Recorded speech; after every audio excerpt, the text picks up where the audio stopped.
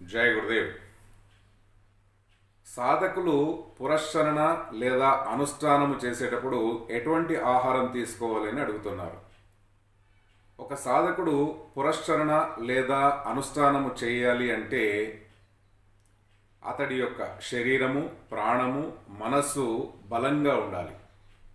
అందుకని అతడు పవిత్రమైన బలవర్ధకమైనటువంటి ఆహారాన్ని తీసుకోవాలి. అతని శరీరంలో ఉండేటువంటి త్రిదోషాలను హరించే విధంగా ఆ ఆహారం ఉండాలి. అంటే అతని శరీరంలో వాతము కానీ, పిత్తము కానీ, కఫము కానీ అటువంటి దోషాలు లేకుండా ఉండేటువంటి చక్కటి ఆహారాన్ని అతడు తీసుకోవాల్సి ఉంటుంది.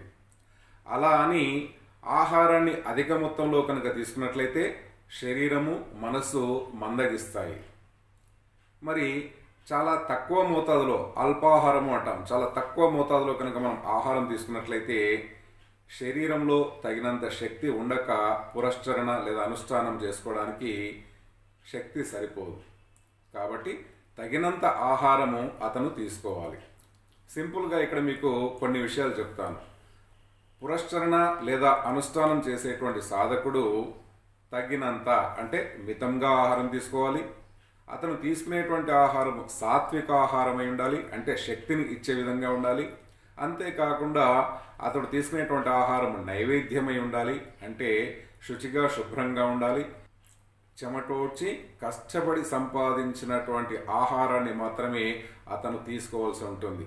ఈ నియమాలు పాటిస్తూ ఇటువంటి భోజనాన్ని తీసుకున్నట్లయితే సాధకుడికి మంత్రసిద్ధి కలుగుతుంది.